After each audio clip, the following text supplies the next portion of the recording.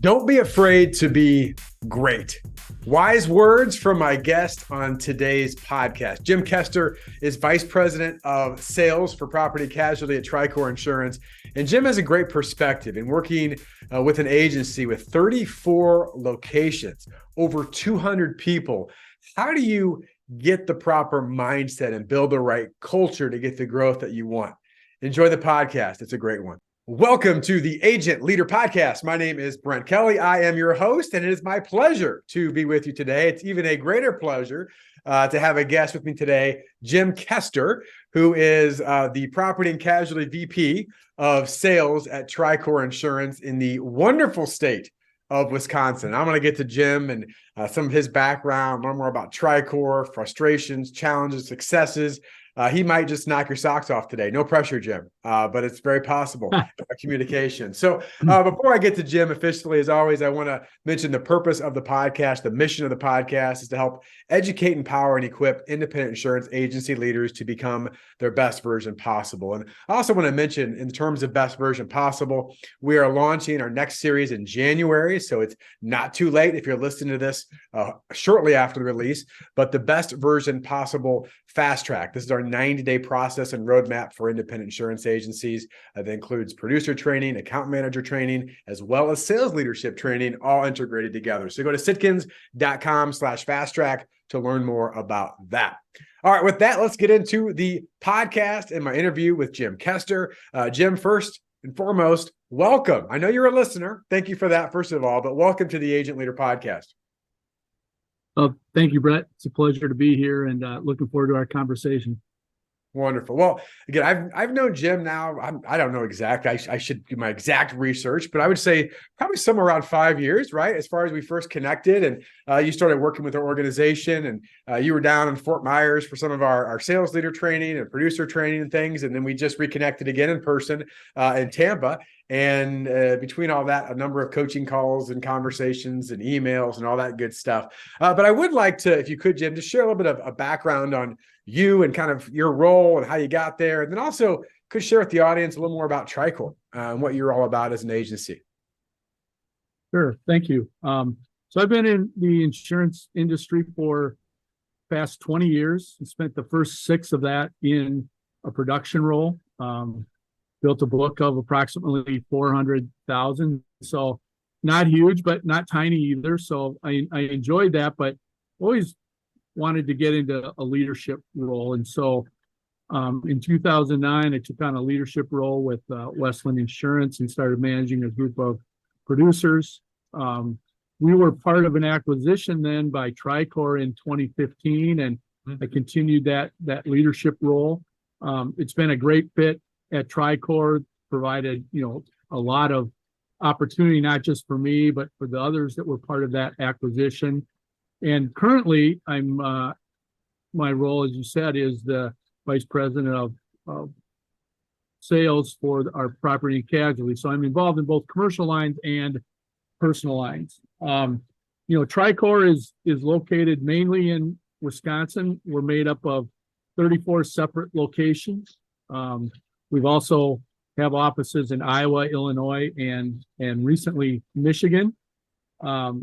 We're approaching revenue of $50 million, and we have approximately 260 full-time employees. Our growth strategy, which that's the goal, right, for all of us to grow, is to go forth, have a strong focus on organic, but we also have a targeted acquisition as part of our strategy as well. So that's a little bit about us. Yeah, it's a great overview. And I'm sure we'll get into this in some of the conversation we have today, Jim. But I was thinking about that when you said 34 locations, right? And you think about this combination of acquisitions and organic growth. And, again, there's a lot of agencies out there that are doing that and doing both successfully. But it's kind of like you just keep bringing people in, and it's just, how do we get them to fit culturally and to buy into our things, and the behaviors that go into that, and so there's a lot that goes into that. And I think your success and your growth, instead of approaching 50 million, is very, very impressive for lots of reasons. Jim, for you personally, you mentioned how many 260 people. I mean, it's a large organization. How many people at this point, when you think about commercial and personal lines in the property and casualty, are you leading or responsible for today? I work directly with 13 commercial lines producers. We have I think 29 total. I work with some of them, but Bart Strock, who is our president, is also involved in the commercial lines area. He works with the rest, and that includes a division of transportation specialists. We've also recently taken on the role of working with our personal lines sales team, and we have a group of 38 personal risk managers, or that's our name or title for our producers. And then I also work with 2 sales managers in that area, as well as 1 team lead. So you got different people in different places and different, I mean, you got a lot going on. That's why I'm so glad to have you on here to kind of share some of your observations. And I know you're going to bring a ton of value to the audience with some of the things you've accomplished. And actually, you'll share a lot of value with get right into it, some of the frustrations and challenges. And I always joke, Jim, like, I go to a room of agency leaders or producers. It doesn't really matter, agency professionals. And I'm like, how many of you have a frustration? And, it's like, where do we start? There's always frustrations and things we're trying to improve. I want to start off by asking you this. And again, maybe pick your favorite, Jim. I don't know, or your top one. But when you think about some of the challenges or frustrations, this could be you and your role, maybe the organization. What would be a top or key challenge you guys are dealing with right now? And how are you going about addressing it? Or how have you gone about addressing it? Yeah, for sure. Excuse me. And I've heard this from others that have been on the call, and you mentioned the meeting that we had recently in Florida. They talked a lot about this at the mastermind. And one of our challenges has been, finding quality producer candidates. It's easy to identify what that person might look like, what skills we want, et cetera.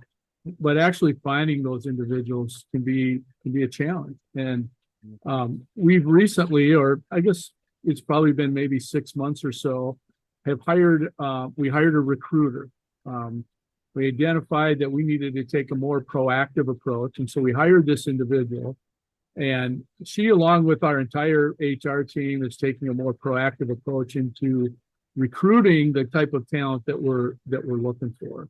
So that's one aspect of it. And it's been successful. In fact, at the moment, we recently brought on 1 commercial producer, 2 others that we're ready to hire, and we have 3 that they're ready to bring on in the personal lines area. But along with that, we needed to make sure that we could help these individuals be successful.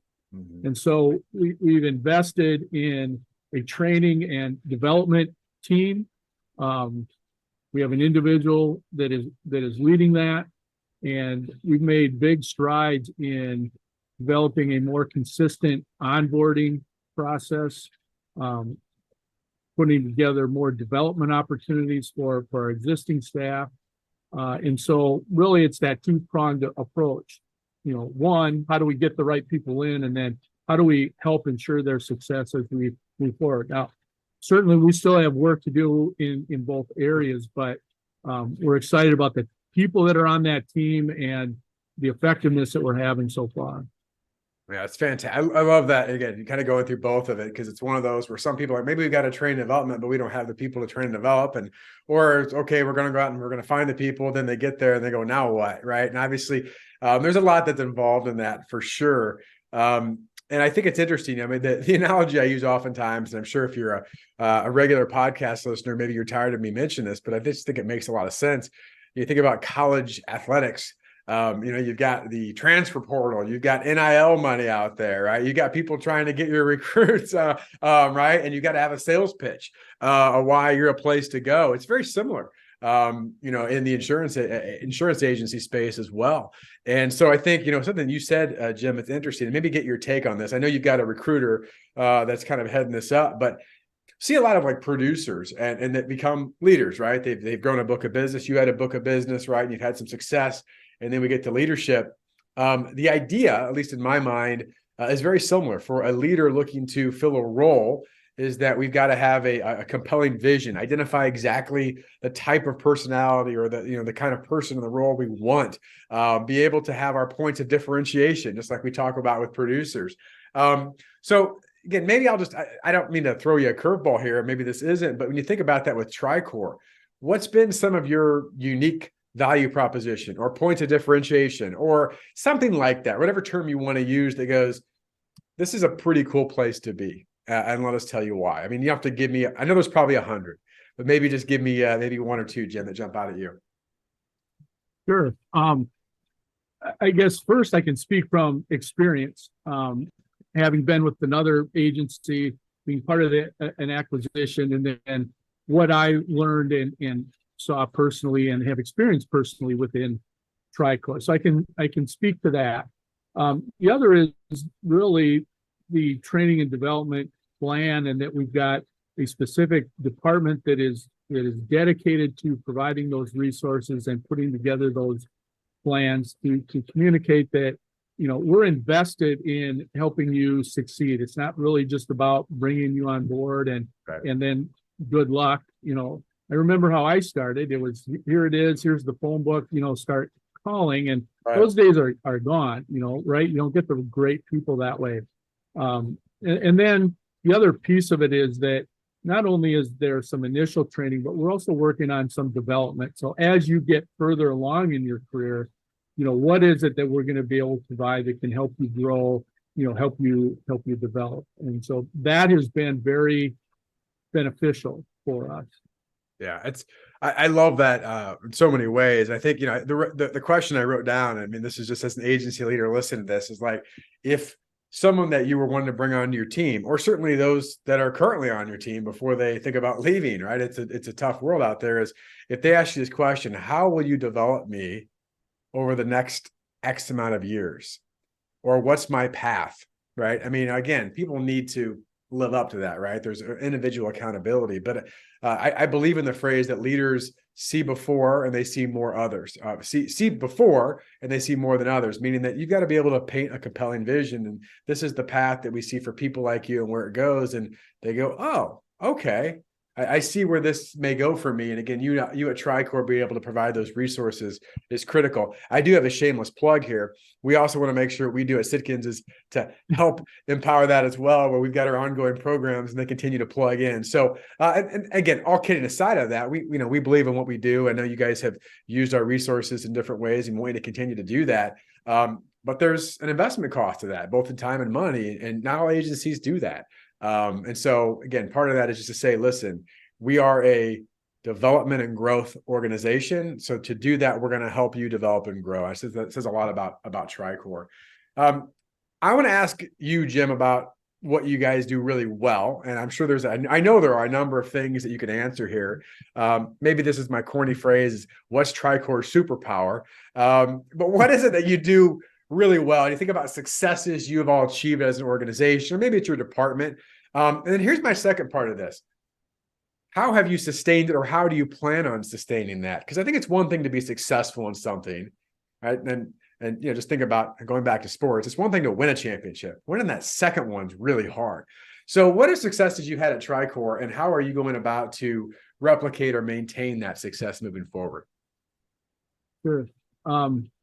If I could back up 1 second. Absolutely. If that's okay. We were talking about, painting that picture. And so we talked about, how we bring you on board and what we can do. The other thing that we have at TRICOR is that, we've got a number of seasoned or successful producers that have developed, books of over 1 million, 600, 700,000 that have been with the organization for 20, 25 years. And to be honest, being able to point to not only the longevity, but the level of success that our producers have been able to attain is also, it kind of completes that picture, is that here's how you get going, here's how we help you in the middle, and then here's what that can look like at the end. So I wanted to make sure and add that. But in terms of success, I would say that it's really some of the more basic things, and I say basic because they were some of the initial things that we pulled from the Sitkins program. And so the two I would say, and I know you asked for one, but the greatest success, because they fit together, is really the high performance teams Mm. and the green zone. Mhm. And so this whole concept of having the same goals but different roles. Mhm. And so what we've seen happen in that is that the relationships with our account management team, regardless of division, with our producers, that, you know, that relationship has grown. It's gotten stronger. It's freed up time for our producers to be in the green zone. Yeah. But it's also freed up time for our account managers, not being bothered by the agents every other minute, to accomplish the work that they need to do in terms of having a solid continuation process, et cetera. And so stronger relationships have been part of that. But the other results is that have been that our retention continues to be in the mid 90s. And from a new business standpoint, we've grown our new business year over year each of the last 3 years. Mhm. And right now, our organic growth in commercial lines is trending over 10%, which is the first time we've been in double digits. So, Yeah. and I think that the high performance teams, the green zone approach, and our people obviously are really a big part of that. How do we, continue that? Is that it's something that we talk about regularly. It's something that we communicate monthly as we share what our results were for the month, and giving credit to, if successful, why we were successful. And those are key components of it. And the other part is that it is part of our hiring and onboarding process. We start early talking about what that relationship looks like for our producers to understand the value of having that, is in the other way, our account managers as well. And so we start out in the beginning to get them going, and that's part of how we continue that moving forward. Yeah, I want to go a little deeper in this because I think those are important points. And I know I talk about those concepts quite a bit in the podcast, but some people are probably like, what's a green zone? So I want to get a little deeper in that, Jim, with you, kind of what that means and how you all see it, and use it at TRICOR. But I think it comes back a little bit too. And, I appreciate you referencing the fact that, the experienced producers that people can see on there, that's a huge part of culture. And, we all know this, like, culture is, it's a buzzword, but it's got a lot of different definitions, really. I mean, out there in the world of what does that mean? But certainly with the organization the size of TRICOR, like, it takes a long time to really get the culture level that people want. But here's the great thing about culture. Doesn't mean it can't go down, but once you build it up, there's a model in place. Just like people seeing producers that have been doing a certain thing for a while. Oh, that's kind of how we do it here at TRICOR. And so it's really neat to hear, Jim, that, newer people come in, they're already entering, right, the fact of, oh, there's this green zone and HBT, and this is how we do things here, versus having to, recreate everything. So here's, I guess what I want to get your thoughts on this a bit deeper.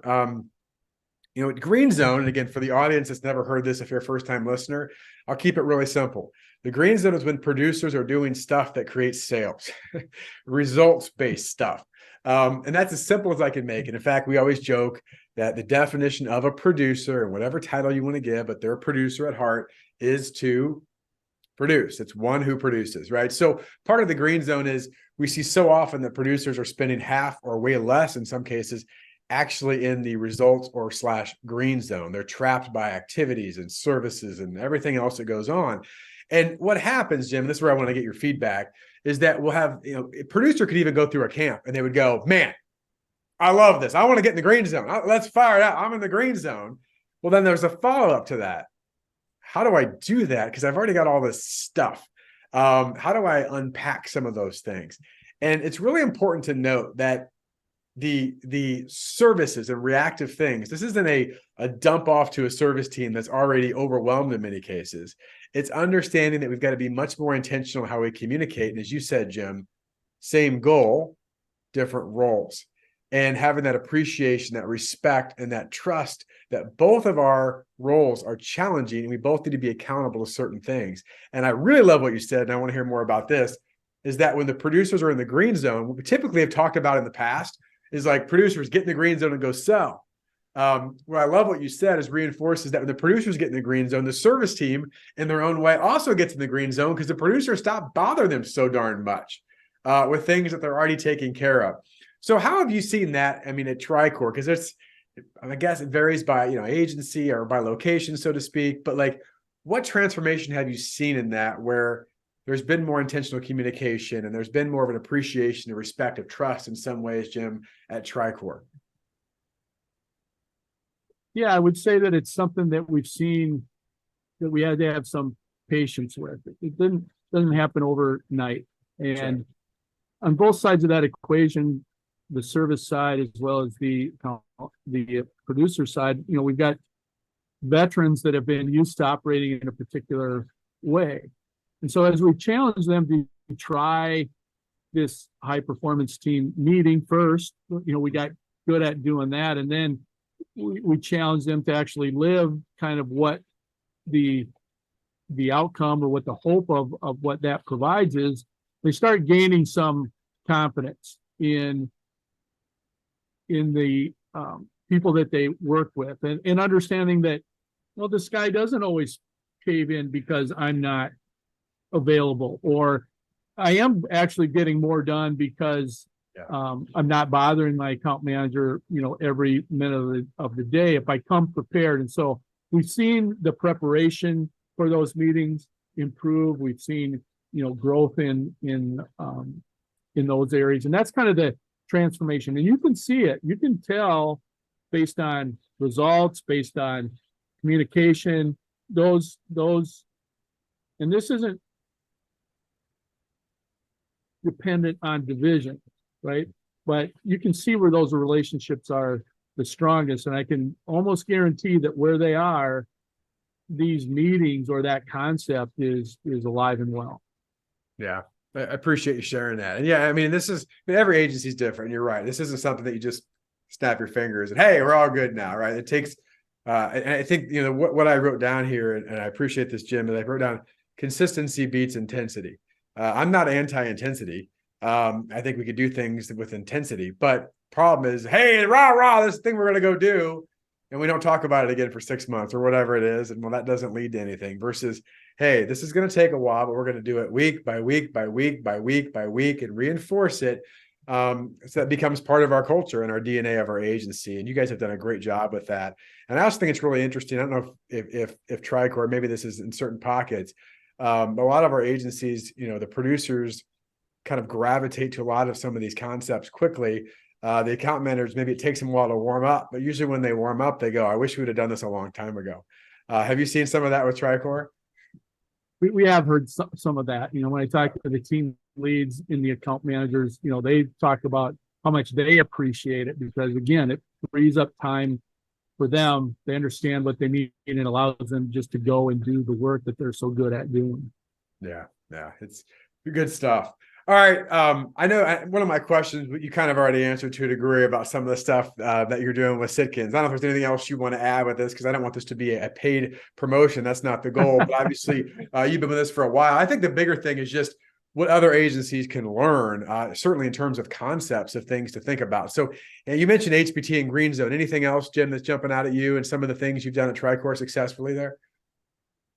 Well, there's a number. You can use the reverse referral strategy and so forth. But what I prepared for this call was really something that you've talked about, Roger's talked about, and it really is about having that, MBA, mastering those basic activities. Yeah. And that's one of the things I've probably taken the most because it can apply to a lot of the different strategies and things that you do. But understanding that and the focus that success really comes from executing those basic fundamentals consistently, but exceptionally well. Yeah. There is no silver bullet. I've heard that, time and time again, from folks on your podcast and other places. And it really is about being exceptionally good at the basics. Yeah. It's, I'm glad you brought that up. I won't try to get on my soapbox here, because I love to talk about that. But here's the challenge with the basics. They're not always very exciting, right? I mean, that's part of it, and I think we want to skip past it. But I could give a number of examples, and I'm sure you could too, Jim, and just different things and you working with your team. But like, it's like, oh, I already know that. I know. I know about my pods. Okay, your point of differentiation. Well, how well can you explain them? And what questions have you? Well, I don't know. I know referrals are important. All right, well, let's work on how exactly you do that. Well, so we could go down the line, right, of some of these things that we would assume are basic, and I suppose they are. But like anything worth doing, you might as well do it really well. And that's what we see time and time again. That and certainly, Jim, you've been around other agencies and other producers, whether it's part of our group or others. And it's always interesting. You'll talk to someone who's like built a large book of business or successful in whatever way, from a business perspective, certainly. And you're like expecting this like magic answer. Like, I did this one thing that no one else has ever done and I perfected it, right? Maybe there's a couple of those out there with certain things, but it's always like they tell you and you're like, oh, that's it? Yeah, I did these 5 things really, really well. Again and again and again and again and again.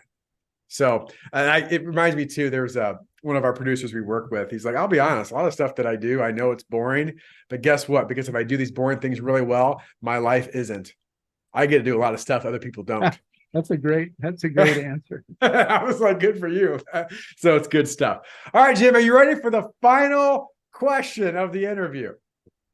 I am. I'm ready. You know where I'm going. I asked this to all of my guests, so I certainly want to give you the opportunity to answer. But if you were having a conversation with the younger version of you, in fact, the younger version of you was actually communicating to you currently and said, wise Jim, who's been doing this longer than I have, I'm looking for one piece of advice that'll help me grow in my career. And this could be personally too. What would be the one piece of advice that you would give?